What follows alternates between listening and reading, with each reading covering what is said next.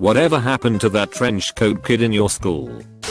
In middle school during lunch hour, we would have gym teachers monitoring the cafeteria and selecting tables to go get in line to get lunch. Students would come from class, sit at their respective table, and wait for their table to be chosen. One of the gym teachers was a power-thirsty dickhead and would purposefully skip an entire table of students and select the next one, just because he didn't like one of the students that happened to be sitting at that table. Finally, one day our resident trench coat kid freaked out, stood on the lunch table, and began berating the teacher using every insult he could muster up in his infinite rage. After his rant, he grabbed a full lunch tray from another student and threw it at the teacher. He then bolted through the double doors that led to the front lawn of the campus and took off down the street. Literally never saw him again. A couple years ago I was dating a girl I went to high school with. This was like 10 years after we graduated. We had a cooking class together with this trenchy kid named Rise. He was nice, and we got along with him. We were wondering how he was doing, and looked him up on Google. He pulled a gun on a cop and got killed, so he wasn't doing great. Around May, he shaved almost all his hair off, threw away his trench coat, and replaced it with a leather jacket. He did so because people kept joking that he was gonna shoot up the school, and no matter how much he denied it, school administrators were beginning to take it seriously. He tried to make money by setting up a bike chop shop. Then he tried to make money by creating an underground cockfighting league. Then he tried to make money by buying and selling cars at auctions. He actually made some money this time and managed to fund himself through university. Halfway through his parents won the lottery. The dad tried to take the money and run, but he was stopped and the assets frozen. Trench coat kid graduate / dropped out of university, who even knows and tries to get some of the lottery money himself. He didn't get any because his family all seemed to hate each other. He then sold everything he had and drove to Mongolia from the UK, where his car broke down.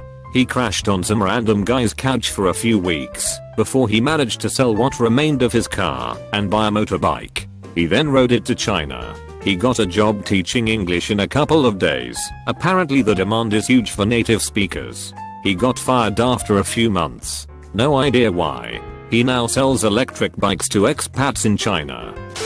Through 2 years in elementary I shared teachers with him. He had been ridiculed enough to know that it was best to just be quiet, but I don't believe I ever witnessed him be physically bullied. When nobody would partner with him for our 5th grade science fair, I ended up with him as my partner. We had to pick a project, and we had to work on it outside of school. I asked him if I could come to his house, since it was on the way to mine after school. He told me that he wasn't allowed to have people over, so that we'd have to go to the library. For the most part he wasn't terrible to work with once I got used to the smell. We got our project done, and as I recall we got an A, and after that we became friendly, I guess you would call it. Actually being his friend would have been social suicide, but I did walk the same way home as him, so we'd have a few minutes to chat after school, and this continued for the rest of 5th grade. Middle school was so much bigger that I didn't really have much reason to interact with him. The school had 2 separate lunches, and with mine being later I would watch him feed his entire lunch to seagulls from my language arts class in 6th grade. People began calling him Bird Boy, and there were more than a few times when I saw him get picked on. A lot of those same bullies picked on me, so I wasn't in a position to help. It just felt like part of middle school life. In 8th grade he started wearing Confederate Army costumes, for lack of a better description, and had the Confederate flag sewn onto his backpack. It was the first time I had seen it outside of Dukes of Hazzard reruns.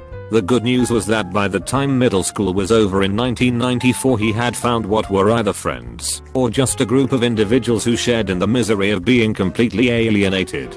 I didn't know the term emo back then, but they were non-affectionately referred to as the crap pack. High school was upon us, and it was the blending of the 4 local middle schools. It was a great opportunity to start over, and I took advantage of it. I was actually one of the cool kids after growing into my ears and face over the summer, and for the first time since kindergarten I looked forward to going to school. The only crossover I had with this kid was that we were both in drama club.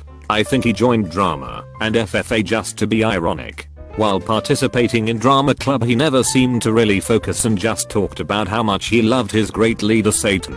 Any kind of improv we would do would just end with him, in his trench coat, grabbing his wrist, as if to keep his hand from attacking his face. It never stopped. Being uncomfortable listening to him grunt and struggle against himself, always collapsing into a pile of trench coat as the seemingly demonic hand eventually had its way with his face to a smattering of supportive applause from the rest of the class. With his new emo crew he was mostly left alone. It probably didn't hurt that he had also grown to be around 6 feet 2 and weighed 250 pounds at least. That was until he got caught sodomizing a goat in the FFA bar junior year. The school administrators gave a half attempted to cover it up for him, but it was a student who found him, and she told everyone. After that he just sort of disappeared until halfway through senior year. No idea where he went, or why the hell he came back, but he did, and he was tormented daily. I even got involved in it, and ended up getting suspended for a week, after nailing him in the face with a snowball, before and after saying his name. No. Not until you take a shower in my best goat impression. Shortly after this he was investigated for molesting a young male cousin, and I never saw him again. A few years later he was convicted of raping and murdering a 7-year-old boy, and is currently serving life in prison. Throwaway time. I was the trench coat kid at my high school. I was super creative, and really into fantasy horror. At one point I was drawing my own graphic novel about werewolves taking over a high school. I'm old and this was before Twilight. It was social commentary and meant to be funny, but this was circa Columbine and my principal had the biggest savior complex I've ever seen out in the wild. After getting her paws on that FBI school shooter profile, she decided that I was an imminent threat and harassed me relentlessly. I became so afraid that I'd be blamed in the event of a bombing or attack that I developed horrible insomnia and felt terrified to come to school. The high school I went to was in North Dakota. North Dakotans, more than any other Midwesterners, have this uniquely insane ability to seem like really nice, warm people while also being as insular and xenophobic and hostile to differentness as possible. I was new, I was different, and that was not okay. Keep in mind that I was quiet as fuck and spent all my free time either in the library, writing stories, or in the art room, making comics. The other kids were fucking one another and getting pregnant, doing drugs, driving drunk, bragging about poaching deer, and worse. Yet I was the problem, and the principal actually called a meeting at one point to try and get me expelled for my disturbing art and writing. Werewolves, people. My mom pretty well flipped her shit at that point and demanded to know why the school was harassing her kid when I was just putting stuff on paper and not acting on it like so many other kids were doing right under her nose. My mom pretty well shut that principal down, and she left me alone after that. I could not have been luckier to have my mom as my mom. As soon as I got out of there, my life improved so much for the better, especially when I went to college. The things people singled me out for abuse and harassment for in high school suddenly made me okay, almost cool. I got my B, A, and my M, F, A, and now I make a pretty decent living doing what I love. I still love me some werewolves, and recently got paid almost $1K for a painting of one I did. I'm also an attractive professional looking woman, and you would never ever guess that I was the trench coat kid. He had a really long and unkempt mullet with a scum stash, and I swear to God he couldn't turn left. He would spin all the way around to the right. He also refused to take the stairs when he could. Instead, he would climb the walls and railings, which earned him the nickname Spider Mullet Man from me. Not sure what became of him. There was a guy at my HS by the nickname of Grungy, had a mohawk, went across the street to smoke his cigarettes, mumbled most of what he spoke to anybody if that. I didn't really interact with him at all, but when I was older I met a guy who asked what HS I went to. When I told him, he asked, "Did you know Grungy?" I told him I knew of him, but that was it. Apparently they were really good friends, but Grungy died of some heart condition a year ago or so before that. From the stories he told me about him, he was a pretty nice guy. I was the kid who wanted a trench coat, but couldn't find one at Goodwill, only place I could get my clothes, so I got the closest thing I could find. Like a big black denim coat with tons and tons of pockets. I would keep a little book of Poe's poems in one pocket and an H.P. Lovecraft book in another. I normaled up in high school, made a bunch of friends, started going to church, saw a lot of the world, came home, got married, and had a baby. There was this kid in my high school, dad committed suicide, so he was never really right. He was the kid that would go 0 to 100 real quick if you said the wrong thing, so having even a casual conversation with him was always pretty nerve-wracking. Someone joked about his dad without knowing about it, and he literally fought off to security guards twice his size in rage. He also blocked a door to keep his class from leaving with a knife after the class bell rang, because no one remembered/knew it was his birthday. Anyway, one of our friends accidentally found him on social media a few years after we graduated. He goes by a different name now, and is a she, long hair, dress and all in the photos. Don't really know much more than that, but it was definitely a weird experience seeing that. I was actually friends with Trenchcoat Kid, whose nickname was Trenchcoat. Insert his real first name here. His future seemed uncertain back then. He used to make his own LSD, apparently something he believed was LSA. One time he drank a whole bottle of his homemade hallucinogen, and ended up wandering around the city for a few weeks, and ended up in a psych ward for a while. I have to say though, one of the kindest and most genuine people I've ever met.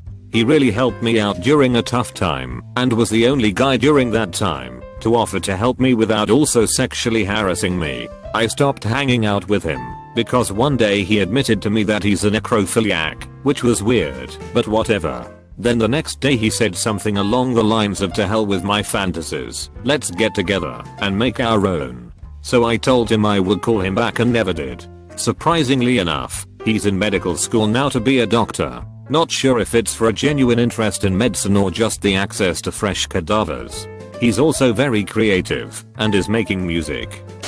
This was pre-Columbine, but there was this weird kid in our very small private high school, 400 kids total.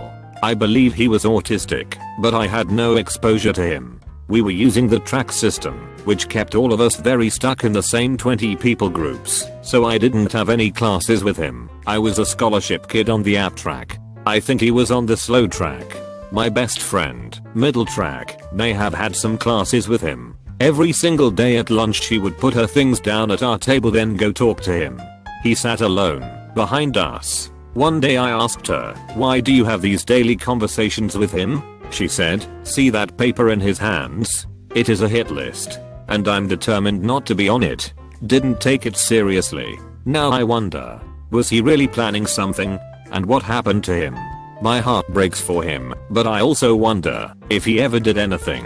Not at school, but maybe later in real life. Wish I could remember his last name.